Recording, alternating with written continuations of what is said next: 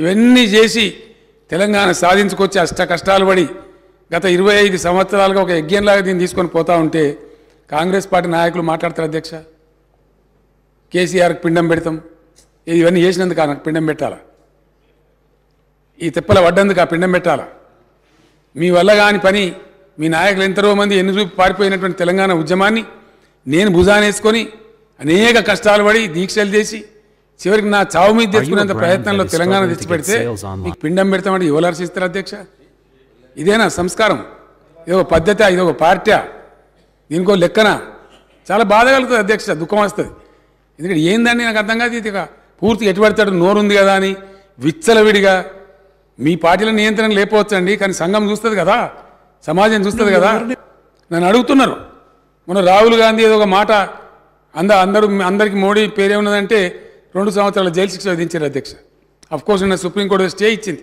సభ్యత్వం కూడా తీసేసిండ్రు మేము ఆ చర్యలు తీసుకోలేమానండి మేము తీసుకోకపోదుమా మీరు ఏదో స్వేచ్ఛ కావాలి స్వేచ్ఛ ఇచ్చినాం మేము చాలా లిబరల్గా ఉంటున్నాం డెమోక్రాటిక్గా ఉంటున్నాం అన్ని రకాలుగా బాగుంటున్నాం లేకపోతే మీరు అట్లా మాట్లాడిన దానికి మీ తాట తీసే పరిస్థితి ఇష్యూ కాదు కదా గవర్నమెంట్ అనుకుంటే కానీ మీరంతా ఆ విధంగా ఇష్టం వచ్చిన అడ్డగోలు మాట్లాడినా మేము సంయమనం పాటిస్తున్నాం మేము ఇది పోలీసులు ఉసుగొల్పుతలేం ప్రజలే తీర్పు చెప్తారు రేపు పొద్దున అనే ఉద్దేశంతో మేము ముందుకు పోతా ఉన్నాం కానీ బాధ మాత్రం కలుగుతుంది అధ్యక్ష ఎక్కడ ఏం చేయని వాళ్ళు తెలంగాణ ఉద్యమం జరుగుతున్న దాని మీదకి తుపాకులు తీసుకొని పోయిన వాళ్ళు మాట్లాడతారు అధ్యక్ష ఇలా 2 పార్టీల అధ్యక్షులు అధ్యక్ష కాంగ్రెస్ పార్టీ అధ్యక్షుడేమో రైఫిల్ తీసుకొని పోయిండు కరీంనగర్ జిల్లాకు ఇంకో పార్టీ అధ్యక్షుడేమో అందరు రాజీనామా చేస్తుంటే ఆయన ఒక్కడు మాత్రం రాజీనామా చేయకుండా అమెరికాకు వాడిపోయింది అధ్యక్ష భారతీయ జనతా పార్టీ ఆ ఉన్న ఒక వ్యక్తి ఎన్ఎల్ లక్ష్మీనారాయణ నిజామాబాద్ టౌన్లో ఆయన ఉండే ఆయన రాజీనామా చేసిండు అధ్యక్ష మమ్మల్ని నమ్మి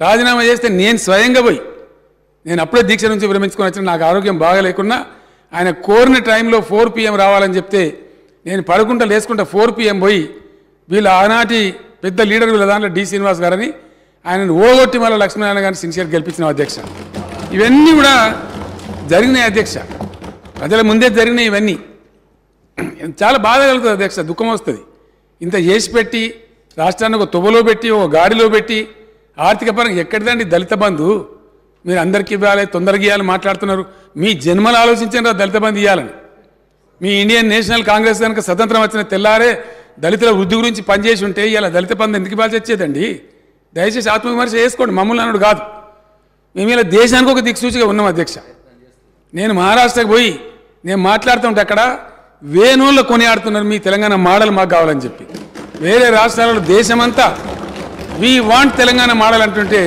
ఇక్కడ ఉన్నోళ్ళు మాత్రం ఇంత మంచిగా జరిగిందని కనీసం ఒక మాట హర్షించకపోగా ఉల్టా తూలనాడడం దూషించడం పిండం పెడతాం గండం పెడతాం అని మాట్లాడడం తెలంగాణ ప్రజలు నా మాటలు వింటున్న అధ్యక్ష వచ్చే ఎన్నికలలో ఎవరికి పిండం పెట్టాలో ఇప్పుడు ప్రజలు నిర్ణయించాలి అధ్యక్ష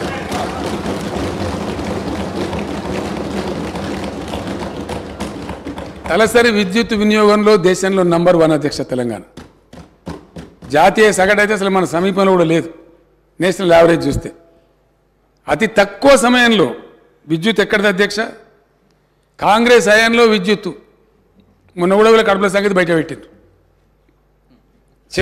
ఇస్తామని చెప్పింది 9 గంటలు ఇచ్చేది పొద్దాగా 3 గంటలు రాత్రి 4 గంటలు ఆడికో ఈ షాకులు కొట్టి సావా పాములు గారి సావా వందల మంది రైతులు చచ్చిపోయారు అధ్యక్ష పెద్ద దానికి ఇవాళ 24 గంటల కరెంట్ ఇస్తుంటే దాని మీద కూడా అడగోలుగా మాట్లాడతారు అధ్యక్ష వాళ్ళకున్న అలవాట్లు ఇతరులకు ఉన్నాయనుకుంటారు ఎంత క్రమశిక్షణ పాటిస్తే ఎంత పటుత్వంగా పనిచేస్తే ఇండియా మొత్తంలో అధ్యక్ష దయచేసి ఒక్క పాయింట్ చాలు ఏదైనా చూడడానికి పరిశీలించడానికి కొన్ని సరిపోతాయి అధ్యక్ష కొన్ని సూచికలు ఉంటాయి ఇండికేటర్స్ ఉంటాయి అన్నం ఉడికిందా లేదని మొత్తం కుండను విసుకము ఒక గింజను విసిస్తే దాన్ని బట్టి అర్థమవుతుంది కొన్ని ఇండికేటర్స్ చూస్తే అర్థమైపోతుంది ఏ రాష్ట్రం సంగతి వాకిలు చూస్తే ఇల్లు సంగతి తెలుస్తుంది అన్నట్టుగా ఎంత ఇండియా మొత్తంలో ఏ ఒక్క రాష్ట్రంలో కూడా 24 hours పవర్ సప్లై లేదు ఈరోజు నేను నిలబడి మాట్లాడే టైంలో no single state in India gives 24 power supply to all the sectors అప్పుడు ఎట్లా అధ్యక్ష కాంగ్రెస్ రాజ్యంలో పేలిపోయే ట్రాన్స్ఫార్మర్లు వందల కొద్ది కాలిపోయే మోటార్లు ప్రతిరోజు అధ్యక్ష ఒక రోజు కాదు ట్రాక్టర్ కాలిపోతే పడ్డ బాధలన్నీ ఊరోళ్ళందరూ తలా 2000 తలా 3000 జమ చేసి ట్రాక్టర్ మీద పెట్టి ఎలక్ట్రిసిటీ ఆఫీసుల కాడ పోయి ఎలక్ట్రిసిటీ ఆఫీసుల కాడ ధర్నాలు భయంకరమైనటువంటి పరిస్థితులు అధ్యక్ష. వీళ్ళు మాకు ఇలా పాఠాలు చెప్తామంటారు, వీళ్ళు మాకు నీతులు చెప్తామంటారు. ఇలా చాలా కష్టపడి ఈ స్థితికి తీసుకొచ్చినాం అధ్యక్ష. దీన్ని కాపాడుతున్నాం మేము. దీని మీద అపోహలు కలిగే విధంగా ఇష్టం వచ్చినట్టు మాట్లాడారు అధ్యక్ష. ఆనాడు రాష్ట్రం ఏర్పడ్డ నాడు నేషనల్ కాంగ్రెస్ పార్టీ హయాంలో తెలంగాణ స్థాపిత విద్యుత్ శక్తి 7,778 మెగావాట్ల అధ్యక్ష. ఈరోజు తెలంగాణ ఇన్స్టాల్డ్ కెపాసిటీ 18,756 మెగావాట్ల అధ్యక్ష. అతి త్వరలో 4-5 నెలలలో దేశంలోనే నంబర్ 1గా పబ్లిక్ సెక్టర్లో స్థాపించిన number 1 ultra mega power plant ఇండియాలో నంబర్ 1 అధ్యక్ష. ఏ రాష్ట్రం సాహసం చేయలే. ఈవెన్ ఎన్టీపీసీ కూడా తర్వాత వచ్చింది. కానీ ఒక రాష్ట్ర ప్రభుత్వంగా పబ్లిక్ సెక్టర్లో తెలంగాణ జెన్కో ఆధ్వర్యంలో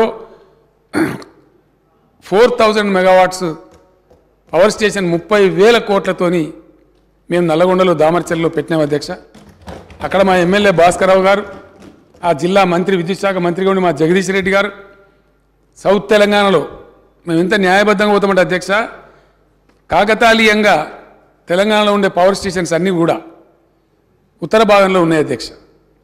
అది కొత్తగూడెం కావచ్చు, పరకాలలో కాకతీయ కావచ్చు, మేము పెట్టిన భద్రాద్రి కావచ్చు, అంతకుముందు ఎన్టీపీసీ రామగుండం కావచ్చు, నిజాం స్థాపించిన పవర్ స్టేషన్ కావచ్చు, అన్నీ కూడా గోదావరి ఒడ్డున అన్నీ కూడా ఇటు ఉత్తరం వైపే ఉన్నాయి అధ్యక్ష.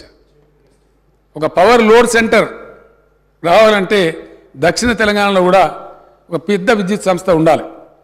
దక్షిణ తెలంగాణలో విద్యుత్ ఉందా అధ్యక్ష? లేదని కాదు. 2,444 మెగావాట్ల జల విద్యుత్ ఉంది శ్రీశైలం మీద, నాగార్జున సార్ మీద. కానీ అది హైడ్రో ఎలక్ట్రికల్ పవర్ అధ్యక్ష. అది 24 గంటలు రాదు, సంవత్సరం పొడుగుతా రాదు, నీళ్ళు అయిపోతే అయిపోతుంది. కాబట్టి పవర్ సెంటర్ కూడా దక్షిణ తెలంగాణ కూడా భవిష్యత్తులో బ్రహ్మాండంగా ఉండాలి. అక్కడ పరిశ్రమలు వచ్చినా మరొకటి వచ్చినా ఉండాలని చెప్పి అక్కడ పెట్టాలనుకున్నప్పుడు జగదీష్ రెడ్డి గారిని అతను ఫైట్ చేసి, అన్నా నల్లగొండ జిల్లాలో పెట్టండి, కృష్ణలో అక్కడ దాని పేరేందా రిజర్వాయర్ పేరు టేల్ పాండ్లో నీళ్ళు సమృద్ధిగా ఉంటాయి. 10-11 టీఎంసీలు ఎప్పటికీ ఉంటాయి. అక్కడ జీవనదిలా ఉంటుంది. మీరు నీళ్ళ గురించి ఫికర్ చేయకండి, మీద నెత్తి మీదనే నాగార్జున సార్ కూడా ఉంది, నల్లగొండలో పెట్టమని చెప్పి అదే పరిస్థితి మహబూబ్నగర్లో లేదు అధ్యక్ష. ఎప్పటికి ఉండే నీళ్ళు ఉండే పరిస్థితి లేదు. ఇది నాగార్జున సార్ కింద కాబట్టి నాగార్జున సాగర్లో డెడ్ స్టోరేజే దాదాపు 120-130 టీఎంసీలు ఉంటుంది కాబట్టి అక్కడ సేఫ్ అని చెప్పి నిపుణులందరూ నిర్ధారించిన తర్వాత ఇరిగేషన్ వాళ్ళతో కూడా మాట్లాడి భాస్కరరావు గారి సహకారంతో దామర్చెల్లో ఆ ప్లాంట్ పెట్టినాం అధ్యక్ష. ఇటీవల కాలంలో నేను మంత్రి గారు అందరం పోయి అక్కడ తిరిగినాం. చాలా హృదయానికి ఎంతో సంతోషమైంది అధ్యక్ష. దాని మీద కూడా అవాకులు చవాకులు మాట్లాడతారు సార్. దాని మీద కూడా దాన్ని ఆపేస్తామంటారు అధ్యక్ష. కాంగ్రెస్ పార్టీ వస్తే దాన్ని ఆపేస్తారట. అక్కడ కోమటిరెడ్డి వెంకటరెడ్డి అని ఒక పుణ్యాత్ముడు మాట్లాడతారు. అది ఏం మాట నాకు అర్థం కాదు. 30,000 కోట్లతో అధ్యక్ష ఒక 700 మెగావాట్లే అధ్యక్ష రామగుండంలో వచ్చిన ఎన్టీపీసీ ఫస్ట్ ఫేజ్ జస్ట్ 700 మెగావాట్స్తో బిగినైంది. నేను ఎన్టీ రామారావు గారు వెంబట ఆయన ముఖ్యమంత్రి కూడా నేను కూడా పోయిన అధ్యక్ష. మొరార్జీ దేశాయ్ గారు ఆనాడు ప్రధానమంత్రి వచ్చి ఫౌండేషన్ స్టోన్ వేసినారు. ఇవాళ రామగుండం ఎంత ఆర్థికంగా, కరీంనగర్ జిల్లా ఆర్థికంగా ఏ విధంగా ఉంది అధ్యక్ష? ఎన్టీపీసీ టౌన్షిప్ అంటే పెద్ద గర్వంగా చెప్పుకుంటారు అక్కడ. అట్లాంటిది బిగిన 4,000 మెగావాట్స్ వస్తే దాని మంచి తెలియదు, దాని చెడ్డ తెలియదు, దాంతో జరిగే పరిణామాలు ఎన్ని లాభాలు జరుగుతాయనేది తెలియకుండా ఇష్టం వచ్చినట్టు మాట్లాడతారు అధ్యక్ష. కాంగ్రెస్ పార్టీ వాళ్ళ నోటికి మొక్కాలి, తీసేస్తాం. నేను లాస్ట్ ఎలక్షన్లో చెప్పిన భూపాలరెడ్డి ఇప్పుడు నల్గొండ ఎమ్మెల్యే మా అభ్యర్థి ఉంటే మంచి టైంలో చేరుకున్న అధ్యక్ష నేను నల్గొండకు. అరే మీ జిల్లాలో ఇట్లాంటి దుర్మార్గులను ఎట్లా గెలిపిస్తారండి? వీళ్ళకి అభివృద్ధి గురించి కనీసం జ్ఞానం ఉందా, సోయి ఉందా? 30,000 మెగావాట్లతో పవర్ ప్లాంట్ పెడితే దాన్ని తీసేస్తామనే వ్యక్తిని మీరు నల్గొండలో గెలిపిస్తారా అని అడిగిన నేను. ఓడగొట్టిన అధ్యక్ష. ప్రజలు గమనించారు. ఇప్పుడు కూడా ఏమంటారు, దాన్ని బంద్ చేస్తారట. కాంగ్రెస్ గవర్నమెంట్ వస్తే దామరచర్ల విద్యుత్ ప్రాజెక్ట్ బంద్ చేస్తాం. ఇది వాళ్ళ మాట అధ్యక్ష. 3 నెలల్లో స్టార్ట్ చేస్తున్నాం అధ్యక్ష. లెక్క ఎందుకంటే ఇప్పుడు 18,756 చేరుకున్నాం అధ్యక్ష. ఏదైతే 25,000 లక్ష్యంగా పెట్టుకున్నామో షార్ట్ పీరియడ్లో చేరుకోబోతా ఉన్నాం. 4000 మెగావాట్ల దామరచెర్ల 3-4 నెలల్లో ఇనాగరేట్ చేసుకోబోతా ఉన్నాం అధ్యక్ష. మ్యాక్సిమం 5-6 మంత్స్లో అయితే కంప్లీట్ 4 వచ్చేస్తాయి అధ్యక్ష. అదేవిధంగా ఎన్టీపీసీ నరేంద్ర మోడీ గారు మరి ఆయన ఏం పగనో మన మీద ఏం కథనో తెలియదా, బీజేపీ వైఖరేందో, మాటలేమో పొడుగు మాట్లాడతారు. వాళ్ళ పద్ధతి చూస్తే అధ్యక్ష తెలంగాణ అనగానే ఆయనకి ఏం దుష్మనో అర్థం కాదు. తల్లిని చంపి బిడ్డని బతికించినట్టాడు. రకరకాల వ్యాఖ్యానాలు చేస్తారు, పార్లమెంట్ సాక్షిగా మాట్లాడతారు. బీజేపీ నాయకులు వచ్చి ఏమేమో మాట్లాడతారు, మళ్ళీ తెలంగాణ ప్రజలు ఓట్లు కావాలి అధ్యక్ష. ఎన్టీపీసీలో మ్యాండేటెడ్ అధ్యక్ష, బాధ కలుగుతుంది ఇక్కడ.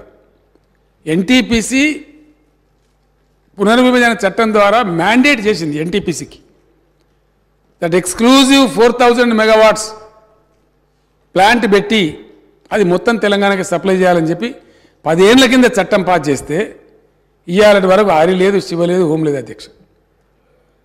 ఏమేం కావాలో అన్ని ఇచ్చినాం, నీళ్ళ సప్లై ఇచ్చినాం. నేను స్వయంగా పోయిన అధ్యక్ష, 3 సార్లు రామగుండం పోయినా, మాట్లాడినాం, పరిశీలించినాం. ఓన్లీ 1600 చేపట్టారు. ఎందుకే 1600 చేపడతారు? మాకు మీది నుంచి ఆదేశం సార్, మేమేం చేస్తాం సార్? మీదే ఆదేశం వాళ్ళకి ఏమైనా జబ్బా? విద్యుత్ శక్తి దేశంలో పెరుగుతుంటే వాళ్ళని పెంచుతారు కానీ చూస్తారా అధ్యక్ష? మన కర్మానికి ఇంతకుముందు అక్బరుద్దీన్ బాయిసాబు చెప్పినట్టుగా దేశాన్ని ప్రగతి పదంలో పోకుండా కట్ చేస్తున్నారు అధ్యక్ష. మ్యాండేట్గా చట్టాన్ని కూడా గౌరవించే సంస్కారం లేనటువంటి కేంద్ర ప్రభుత్వం ఉండడం మన దురదృష్టం. 1600 మొదలుపెట్టిండ్రు, అది కూడా తేపగొప్పారి. ఇక రేపు అయిపోతుంది సార్ అంటారు, ఇక రాదు. దానికి ఇక్కడ బీజేపీ నాయకులకి వాళ్ళ డైలాగులు కాదు, వాళ్ళ మాటలు కాదు, వాళ్ళ కథలు, దీని మీద మాత్రం మాట్లాడరు. ఇక్కడ నుంచి ఎంపీలు ఉన్నారు, ఎమ్మెల్యేలు ఉన్నారు, పార్టీ వస్తూ ఉంటారు, పోతూ ఉంటారు. ఆయన వస్తాడు, అమిత్ షా ఇంకొక ఆయన తిరుగుతూ ఉంటారు. నెల రోజుల లోపల ప్రభుత్వాన్ని కూరగొడతామంటారు. ఇది ఇయ్యరాదు, ఈ కరెంటు శాతం అయితే ఇది కాదు, ఇది శాత కాదు. ఇదంతా రియాలిటీ అధ్యక్ష. నేను చెప్తుండేది ఆక్రోశం, నా బాధ చెప్తున్నాను నేను. అందులో 1600 రెడీ అయింది. మరి నేను మాట్లాడిన ఏం సంగతి, మీరు ఇస్తారా సస్తారా, ధర్నా చేయమంటారా, మరొకసారి ఢిల్లీ పోయడం లేదు సార్, అవసరం లేదు. 1600 రెడీ అయింది. దానికి మాత్రం ప్రధానమంత్రి వస్తాడు అధ్యక్ష. అంకితం, జాతికి అంకితం ఇస్తామంటారు. వీళ్ళు చాలా గొప్పలు. రైల్వే స్టేషన్లో లిఫ్ట్ కూడా చేసి జాతికి అంకితం అంటారు. దవాఖానాలో లిఫ్ట్ పెట్టి దానికి జాతికి అంకితం అంటారు. ఒకటే రైలుకి, అదే దాని పేరేందో రైలు, అది వందే భారత్ రైలు అని చెప్పి 100 సార్లు జెండా ఊపుతారు అధ్యక్ష. అక్కడ మాత్రం రెడీ. ఇక రానే మళ్ళీ మోడీ గారు వస్తారు. ఇప్పుడు బీజేపీ అంతా లైన్ గట్ట, ఎయిర్పోర్టు, పెద్ద కథ కార్ఖాన, పెద్ద ఊరేగింపు, సిటీ నిండా కటౌట్లు, దానికి మాత్రం రెడీగా వస్తారు. ఇది వైఖరి అధ్యక్ష. ఏ పార్టీ ఏం చేస్తుంది అనేది తెలవాలిగా తెలంగాణ ప్రజలకు. ఆ 1600 సచ్చో చెడో వస్తుంది అధ్యక్ష. సింగరేణి ఇప్పుడున్న 1200 కాకుండా 800కు నేనే మొన్న పర్మిషన్ ఇచ్చినా, రాబోయే 2-2.5 ఏళ్లలో అది కూడా రాబోతూ ఉంది. మరొక 6400 మెగావాట్ల ఫర్మ్ పవర్ యాడ్ కాబోతూ ఉంది. దాని ద్వారా సుమారుగా మనం ఎంచుకున్నటువంటి పవర్ 25,000 మెగావాట్ల రాష్ట్రంగా తెలంగాణ వెలుగొందబోతా ఉందని నేను సంతోషంగా ప్రకటిస్తా ఉన్నా అధ్యక్ష.